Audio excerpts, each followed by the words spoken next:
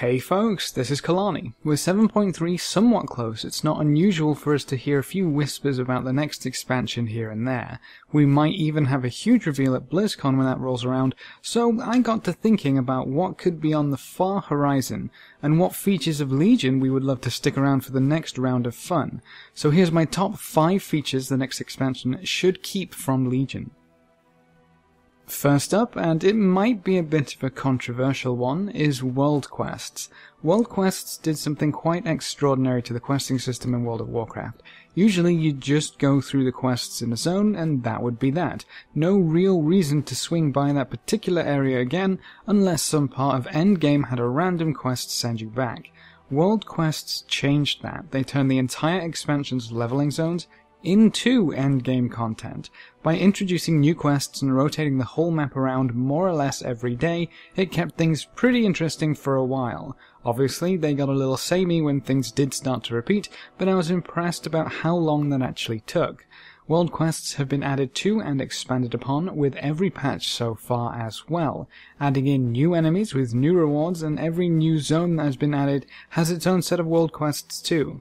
The Broken Shore even has a special currency tied to the world quests to make them even more rewarding, and the new Argus zones coming with 7.3 will also have their own set of world quests. While it might be a bit much for anyone who plays multiple characters, it's still pretty cool that whenever you log on for the day, there's at least one thing you know is waiting for you. Another round of world quests for another daily emissary cache, which might just include that lucky legendary.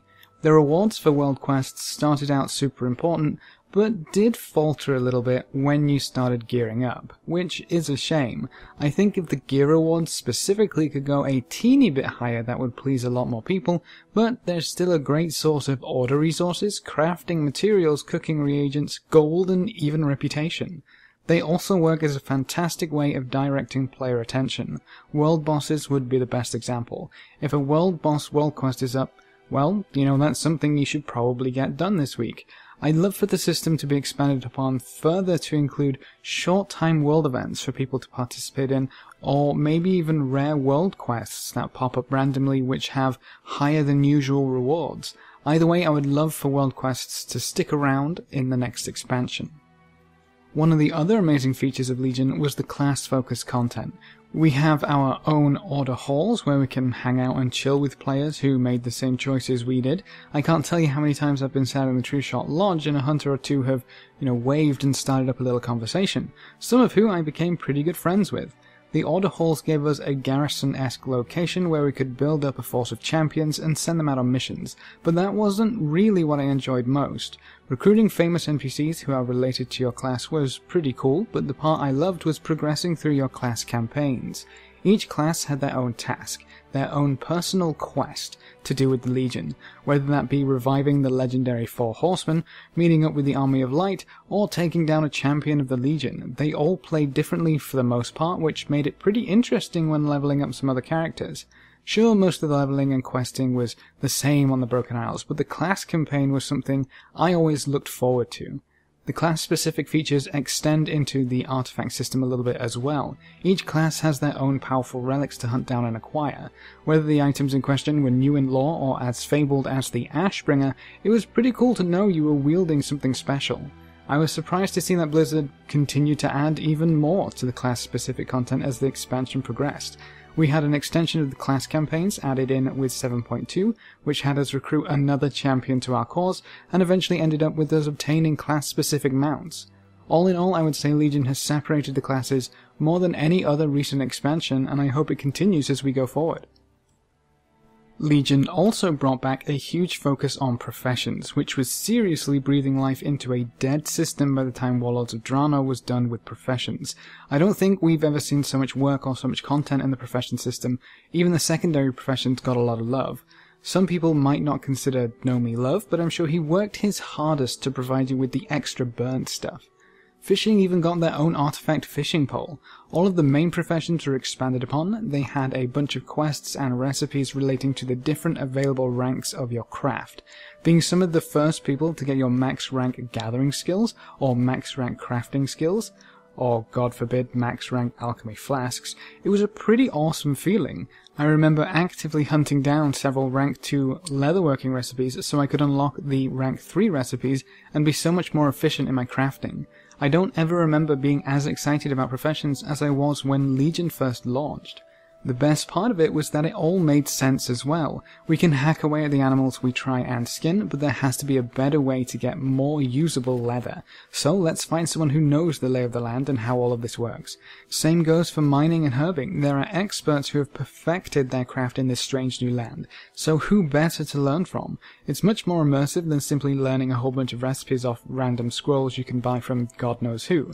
Just to blow you away, if you didn't already know, we'll also be getting a whole bunch of new raw materials when we get our hands on patch 7.3. New cloth, leather, ores, herbs, and gems are coming our way, courtesy of Argus, and a whole bunch of new recipes to go with them. The new approach to crafted gear and keeping it relevant was also a fantastic addition to the game.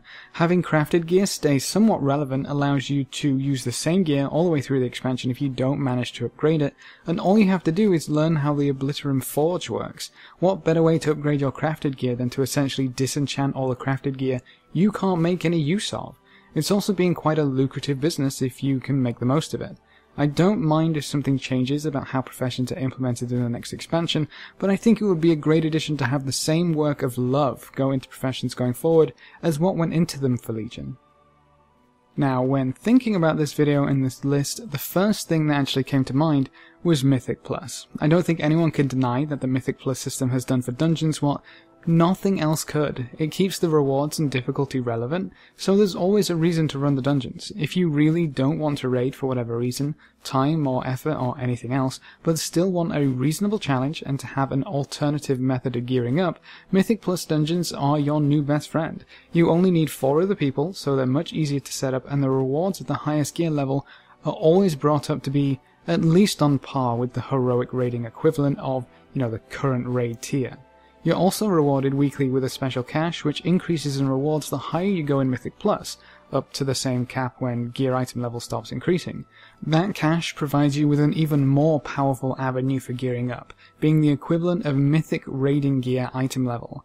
It's just a fantastic way to keep dungeons relevant and providing that alternative gearing up and character progression path. The Mythic Plus affixes keep things interesting as well, forcing you to approach different dungeons in different ways, maybe even taking different routes through the entire dungeon as different paths become more accessible or more difficult. It's always fascinated me to watch different tanks plow their way through a dungeon and appreciate the small differences in which enemies they decide to kill and which they decide to skip over. I've learned a whole bunch of tips and tricks just by following different tactics in Mythic Plus dungeons. It really forces you to think outside of the box to make the runs as efficient as possible. What's really nice about the Mythic Plus system is that it doesn't really ever have to get old. You can always scale it up higher and scale the rewards up higher, and you can always add it to any new dungeons that are introduced to the game.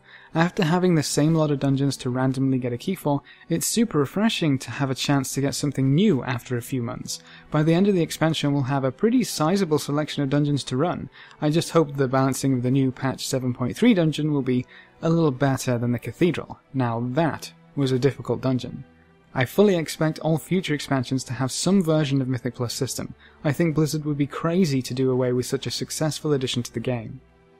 Now, the most important feature that I think should be in the next expansion, and every expansion to follow, is the content cycle that we've gotten so far in Legion. Honestly, I didn't believe the dev team when they said they knew what happened with Warlords and they've got a plan for Legion so that it doesn't happen again. So far, I've been proven wrong, and I love it. Never before have we seen such a large amount of content added to the game in such a short period of time. The actual content that we get to play through has been awesome, and that's not even including most of the so-called evergreen content that's been accumulating throughout the entirety of Legion. It seems like Blizzard doesn't want us to ever have a reason to say, I don't think there's anything to do in World of Warcraft today. The new micro-holidays that have been added in just spice things up once in a while for the simple sake of because we can. It makes it feel just a little bit more like a world and less of a flat expanse to run through doing chores. Hippogriff hatchlings, auction house dance parties, Kirin Tor tavern crawls, it's all just light-hearted fun that comes around now and then. We also have the weekly event system, which keeps you on your toes, whether it be a time-walking dungeon or raid, extra incentive to run a few dungeons, or rewarding those who enjoy pet battles. Just a few gentle pokes to get you to dip a toe into the massive amount of content we have available to us. When it comes to current story content, I've had very few problems so far, most of which is to do with the lack of story leading up to the Tomb of Sargeras. That might be the one flaw in a sea of accomplishments for Blizzard this expansion when it comes to content. We haven't had to worry about raids being cancelled or pushed back, no random portals here and there which lead to nothing because we were promised too much and received too little. We've had 4 raids so far in Legion, and we're expecting another one before this is all over, as well as 2 new dungeons and another one coming in 7.3. It's amazing how Blizzard has kept on track with it so far while delivering so much. We've had a patch once every 77 days or every 11 weeks, like clockwork. Hopefully they can keep up the pace, though I am a little worried about what we should expect when it comes to the new expansion. I don't see how they can keep the content coming down the Legion pipeline and prepare for something as huge as an expansion. Remember everything we got when Legion first launched? All the new zones, all the new systems, all the new profession changes, the story arcs in Suramar, and pretty much everything else I've mentioned in this video so far? All of that has to be made anew for a new expansion, while keeping us insatiable content-hungry noobs happy in Legion. So far they've managed it, and I sincerely hope they keep it up heading into the new expansion and into the future. But there we have it, my top 5 features I'd love to see continue through the future of World of Warcraft. If you have any questions or queries, please leave them in the comment section below and I'll get back to you as soon as possible, or hop on over to Discord. We have a server at discord.gg/Kelani, great place to come ask questions or just hang out. Remember to leave a like just below the video before you leave, and if you want to see more, make sure to subscribe. But apart from that, thanks for watching folks, good luck and have fun, and as always I will see you next time.